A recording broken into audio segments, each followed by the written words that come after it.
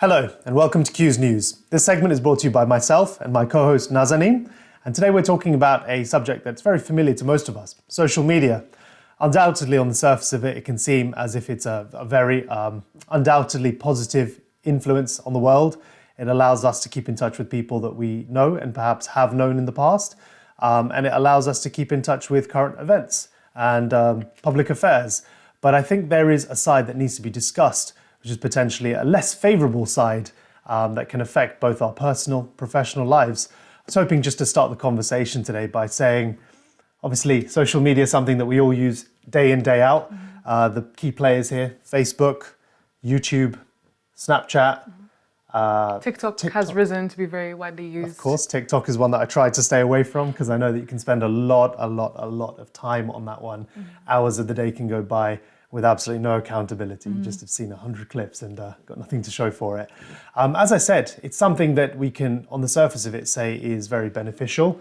I personally have had much experience with lots of my friends, especially having spent time in various parts of the country, having trained in various parts of the country and gradually lost touch with a few people. It's nice just every once in a while to get a nice reminder of, big life events or just to see what they're up to, whether they're going on holiday, things like people getting married, sometimes people having kids. These are big landmarks, milestones that you might otherwise miss. I mean, that on the surface of it sounds like nothing but positive, but have you given any thought to what might be the downside to being on social media? Do you have any thoughts? Yeah, so sharing memories, of course, is a very beneficial thing. Like you said, we have family abroad, friends that have moved in far away from us, long distance relationships. It's a good way to keep connected with people. However, there are downsides, like you've discussed. I would say sharing sweet moments is a nice thing. However, if that was to go into the hands of the people with wrong intentions, I think it could be quite crucial to people's safety. Sharing your child on a big platform, I think, can be dangerous. When you share pictures, you have your background. Sometimes there's geolocations active where people can locate directly where you are. And if you share memories on your story, for example, where it's up for 24 hours, if you share that memory at the time that you are at that location, it can be really, really dangerous for yourself, your family, the people around you. You can be targeted very directly at that moment. Yeah, of course. I think on the surface of it, that sounds like an immediate and present threat for someone that is a person of influence, perhaps someone of high value, especially if there's people either wanting to see the person, access the person, or God forbid, harm that person. But actually, there might be a potential risk to even ordinary people. Let's say you've publicized the fact that you're abroad, for example, and someone happens to know where you live and they want to take something from you. Just to play devil's advocate, I'd say that's the prime opportunity for you to see on social media that actually they're out of the country, now's my time to do what I need to do. But then I think that raises the initial question of, should everybody by default have their profiles on private? That we vet everyone that comes onto our socials and accesses our profiles. I know that some people leave their profiles on public, and by doing that, I think they're making a decision regarding their security. Definitely. But on that conversation where we're saying ordinary people are sharing their lives, ordinary people have valuable items, a wedding ring, a purse, even technology, having a nice camera, any of these things. We're saying that social media has benefits where you can share these nice memories or you can share nice things that you have. But then that again makes you a target. People know that you have that on your body. Or like you said, when you're on vacation, when you're on holiday and you're away from your home, when you share that you have these items, it could even be on a private account, like you're saying, but you don't know who's sharing what. That's a private account, however, screenshots can occur, screen sharing, word of mouth, where, you get posted up and someone could share that you have these nice items, but it could, again, fall into the wrong hands where someone can use this information against you. Sure. I mean, again, my perspective is being just a little bit older than probably the average social media user. I've lived through the era where we didn't have social media, and I've experienced how difficult it can be to keep in touch with people. So I especially see the value in having such quick access, being able to send messages so quickly. And that's separate to having people's phone number, because when we meet people new and people that we've already known, we don't often check up, do I still have your accurate phone number? And if you meet a new person at a party or an event or any social gathering, even at work, it's less said now, give me your phone number. It's more often, give me your social. So that's a really nice way to keep in touch. But I feel like one may argue that though that's a nice way to keep in touch with people, it's not as personal. You're sharing this photo onto a mass platform where it's really directed for your entire following. It's not a direct message. It's not a direct, invitation to share a moment of your life. For example, you get married, you post those photos. Someone may feel upset that you didn't share them directly with them. It's not as personal, and I think losing that, that personal aspect of communication isn't good for the long-term relationships. That's a really good point. How about if we give some thought to the younger generation, Gen Z as it were, those that never experienced not having social media? Do you think social media can be damaging to young people? Most definitely. Children, young adults, and just a little bit older than that? For sure. I think it affects everyone. Everyone has access to social media, but especially to the younger generation, like you said, if they gain that dependency on social media as a form of communication, entertainment, I think it can be quite mindless entertainment as well. TikTok, for example, or even Facebook Reels or Instagram Reels, where you just mindlessly scroll, and I don't think it's very stimulating for the mind. I think children can be quite dependent on this entertainment that's not engaging. You don't really learn social skills. You don't really learn any skills by doing so. Then again, it's a good way to learn because in this day and age, technology is so widely used. For every single job, you will need to use technology. So I think teaching this format to children is beneficial, but I think having a balance of real-life interactions, real-life communication, social skills being incorporated into this platform is really important. So do you think that it's killing people's ability to have conversations? I wouldn't say killing, because having this ability to communicate with a lot of people is really beneficial. But then again, when we say you can talk to a lot of people, if a child is able to talk to an adult, what can be taught to them? Talking to strangers, again, of course, is very dangerous. But learning how to communicate when it's, with child locks, with precautions at place, I think that's really good. I think, let's say if a child I think shouldn't be on social media, but if we say from the age of 13, where a child can still be influenced, having this ability to talk to people is good. Share your memories is good. But I think with parental guidance is really important. I agree. Controlling what you post, controlling who they speak to, the topics of discussion. So parental guidance is a really broad term, but I think what you're getting at, correct me if I'm wrong, is parents keeping an eye on what their child is accessing. Now that's a lot easier when you're talking about browsing the web, and there are some really, really strict safeguards, and there's some really good software available for parents to monitor and control what their kids access on the internet, on a web browser. But there's no such thing actually on Instagram, and I don't think there is the same on TikTok either.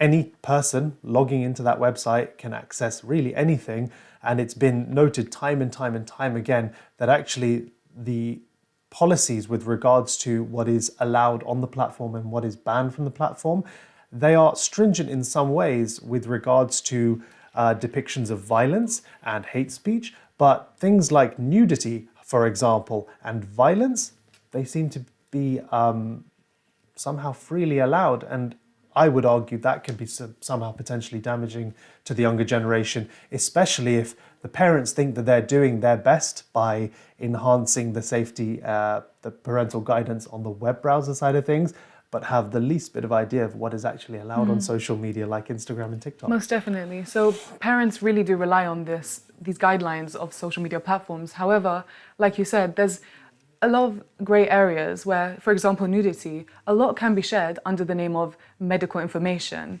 or this is informative. But then again, many things can fall under this category, let's say, and children will be witnessing these things and it's a bit confusing, or they're just not of the age to be seeing these things. Another thing is, these guidelines from these platforms, they use AI-generated policies where they would detect these things. And I think a lot of things go under the radar, or they will be detected, but it might be too late and a child will have seen these things before it's taken down. So I think the parents' role in this is to make sure that doesn't even occur. They don't give the chance for these to be, shown to their child without them wanting it to be seen. No, I completely agree. My big worry is that in generations to come, we'll find that social media and time spent on devices will be aging your kids ahead of time, because they're simply exposed to stuff that myself, having grown up as a child in the late 90s and early 2000s, I had absolutely no insight to and had no possibility of accessing. I'm old enough to remember dial-up internet, so actually accessing the internet was a luxury for me. And when we finally did move over to broadband, we were watching the number of websites that we were accessing increase by the day, by the week, by the month, by the year. But now it seems almost sometimes as if whatever you can possibly think of, any social media relating to any topic, it already exists. Most it's definitely. there and it probably has a big following. And children are very curious. Yeah. When you're given this platform and you have the knowledge of how to go to settings, how to reverse things, you can't blame a child for being curious and having the abilities. So I think the parents really need to control this. They need to have their eyes on the devices, because you can set all of these precautions, you can set all of these settings and standards of what your child can see, but given the knowledge, given the curiosity, children will be able to look at different things without the parents' knowledge. Yeah. I mean, one of the reasons that I'm so active on Instagram, for example, is I'm a big fan of music. I follow a lot of artists, bigger artists, very well-known mainstream artists, and some lesser-known ones, certainly a lot of whom I would never have discovered had it not been for targeted advertisement, for example, or that little button which says, if you like this, you might like this. So I think it can be a very valuable tool, especially for artists and content creators who are up and coming. But then at the same time, it almost seems sometimes when I see the flavor of the week, whoever is most popular or the most talked about or the sort of a viral content creator, sometimes that role is allocated to a person with absolutely no virtue, with no talent, and nothing really assuring their longevity on the platform. It's very interesting. It almost seems random at times that people with no talent seem to go really quite viral, as it were. Have you noticed the same? I have. I've seen many content creators that have millions of followers, but really, let's say no talents, but they don't really have something that they're portraying, and you don't understand why they get this following. And again, to bring it back to the youth, this generation may see this and idolize this person that has so many followers but don't really have prospects, or they're not really advertising, good things for a child to be going towards. Just to see someone gain followers, have a platform, and really idolize this person when they're not really showing prospects or showing talents or anything good for a child to be striving towards, I don't think it's very beneficial for the child or their mental health, really. Yeah, I mean, if you would consider that a battle, I think it is unfortunately one that we're losing. There was a time when I probably just graduated from university, I was seeing pediatric patients, and I always start as part of the sort of rapport building process. You ask the kid what they'd like to be when they're older. You used to hear teacher, you used to hear firefighter, you used to hear sometimes doctor, sometimes engineer, sometimes lawyer. Now it's always footballer, it's content creator, it's YouTuber, or it's a Twitch streamer. Most it's definitely. never anything apart from that. It's quite worrying, because you want to give your children motivations. You want them to strive towards good things, roles. In reality, not all of them can become footballers, content creators, Twitch streamers.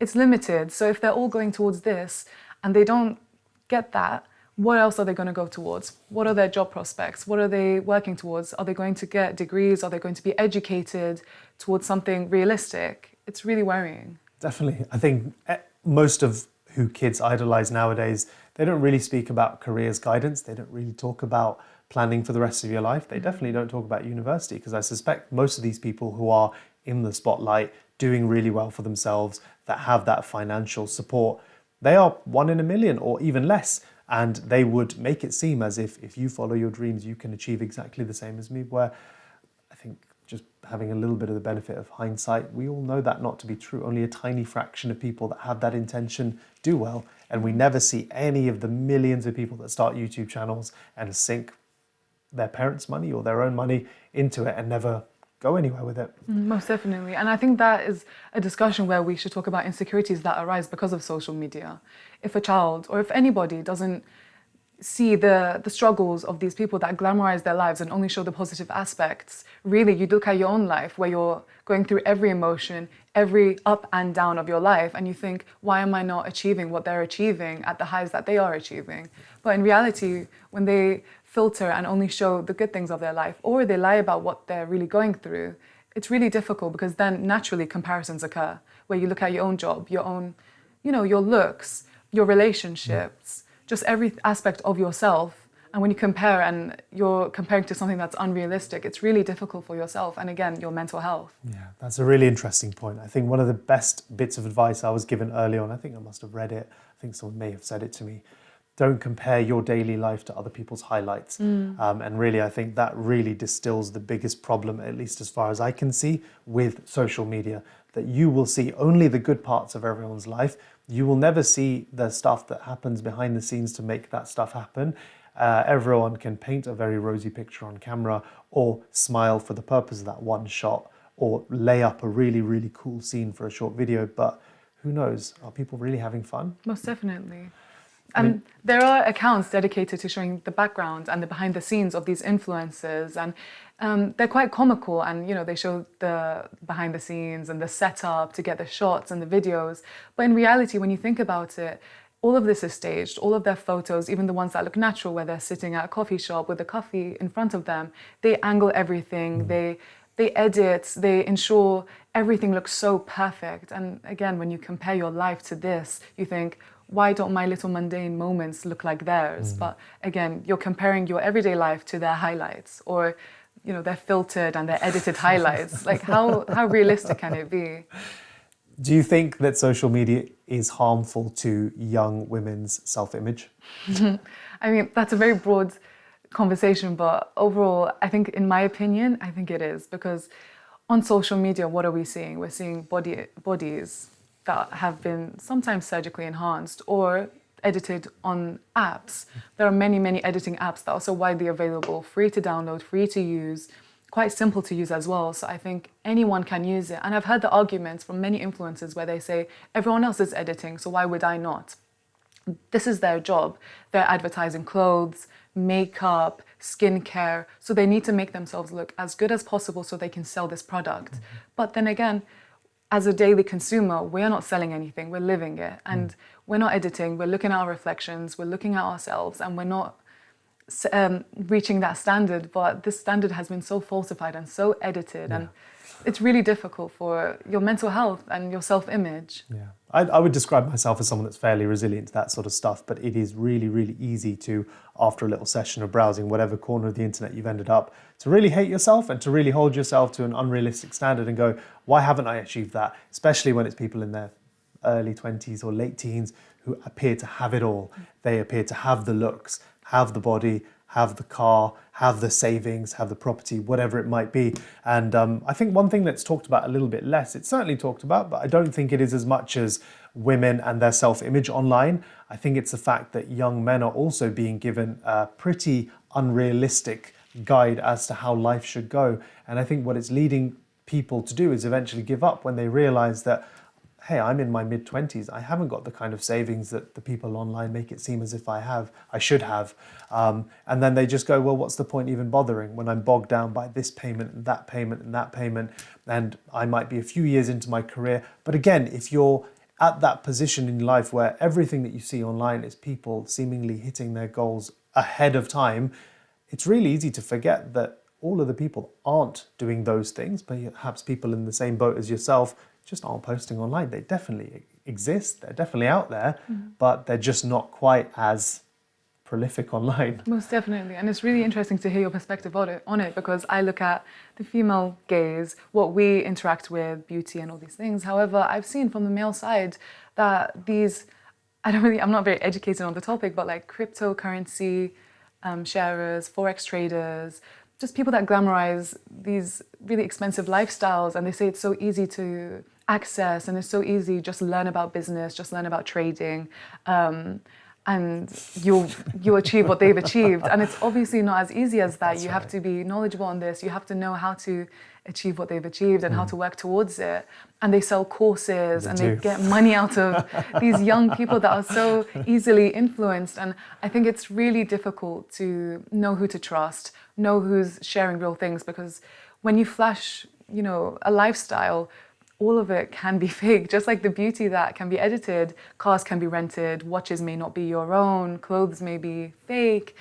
There's many things that can sell this false lifestyle and be used for these people to sell their courses, these things that really they can monetize and gain so much money out of. So again, from the male perspective, they have these beauty standards, but they also have this lifestyle standard that's really difficult to obtain.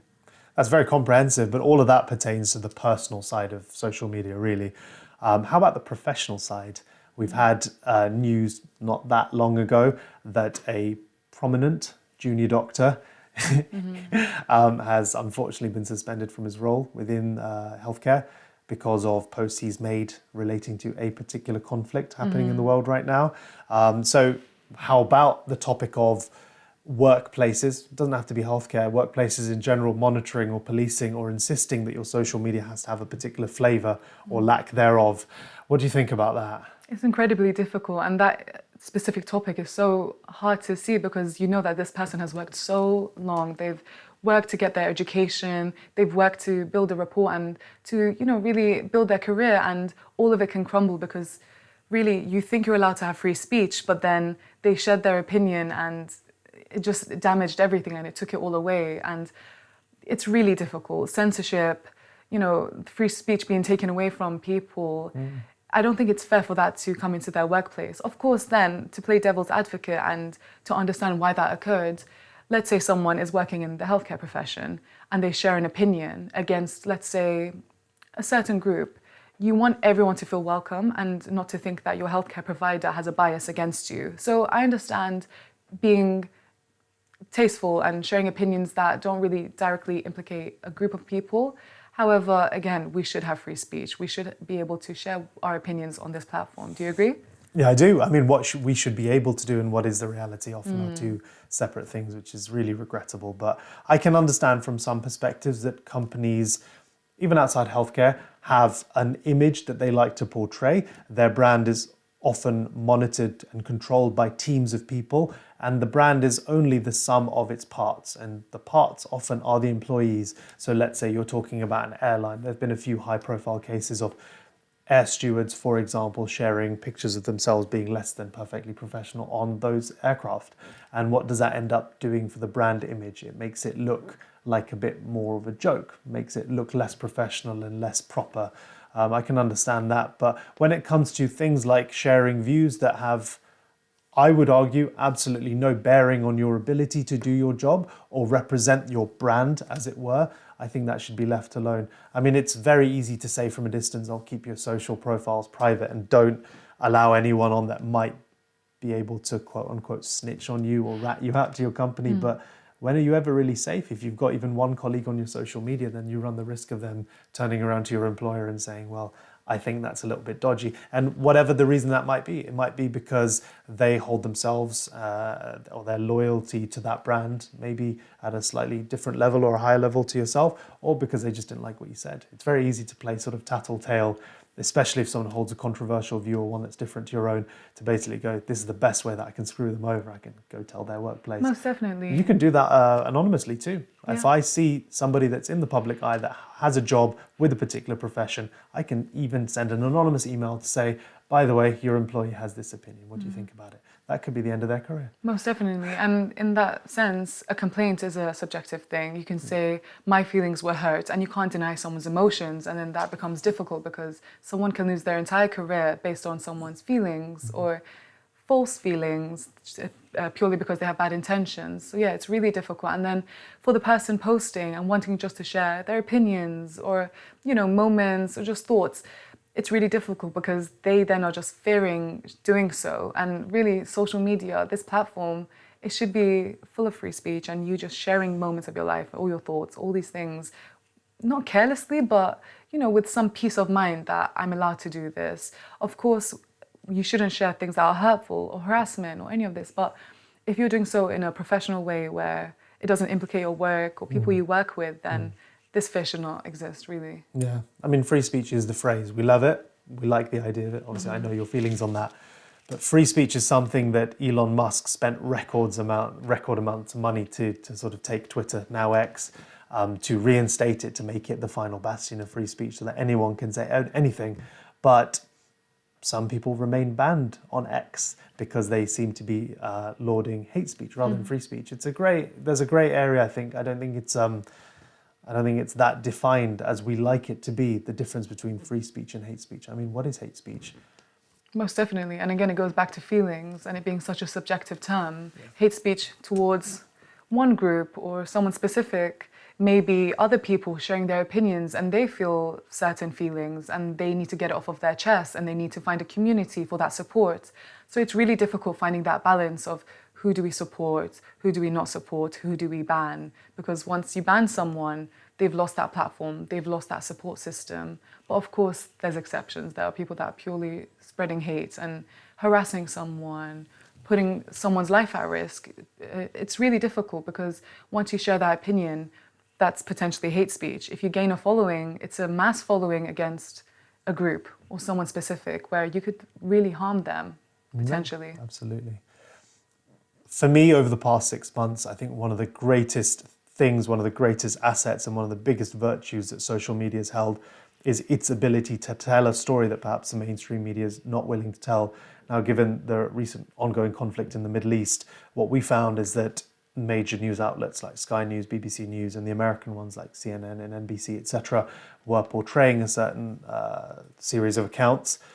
And there were accounts on Instagram that gained tremendous traction over a very short space of time, purporting to relay the truth. And what we were seeing was videos that certainly the mainstream media wouldn't have shown. And sadly, one of the largest and loudest voices in the entire Gaza conflict, Sean King, was silenced, absolutely silenced, permanently banned from every platform forevermore. Is that free speech? Was he passing on hate speech? I don't know. All he was doing, as far as I could see, was reporting on the news, reporting his news, which was the video clips and the opinions from people that were actually living the experience of the conflict. So is that hate speech? Most definitely. I think he was trying to give a perspective from the side of this conflict that really doesn't have a voice. And I think social media has been so beneficial for this side and for the people supporting them, for the victims, for everyone that needs a voice, that needs their perspective shown to the world. Social media may silence one side, and so having this ability to show both sides and have a balance of coverage is so, so important. And again, like you said, having people that are trying to share this side of the conflict being censored, being silenced, it doesn't benefit the conflict. It doesn't benefit both sides at all. Exactly. And I think it especially hurts when you see certain profiles that if you had the chance to throw down the ban hammer on a particular series of voices or opinions, you definitely would. And when you compare one point of view, one side of the sort of opinion spectrum to the other, and you think that one's been banned, but that one hasn't, I don't really see how these are different things. They're on the opposite side of the spectrum, but the extremity or the level of enthusiasm that's being displayed by both are the same. So you got to wonder who's calling the shots here. It's Most very definitely. interesting. When you do witness the imbalance of justice or the imbalance of silencing, you really do question what's the ulterior motive or why is this occurring? But that's a separate conversation. It's enough to drive a person mad. I think if you spend too long thinking about it, you'll definitely lose a little bit of your sanity. I mean, this is a conversation that can go on indefinitely, much like a social media feed. But really, really interesting points of view. I think that's food for thought. And certainly, I think we've got enough content for another video at some point. So thank you once again, viewers, for joining us. That was a really, really interesting conversation with my co-host Nazanin. I think we've probably got some more topics in the kitty that we probably need to bust out at some point. But until then, thank you once again for joining us. Until the next time, take care of yourselves. Goodbye.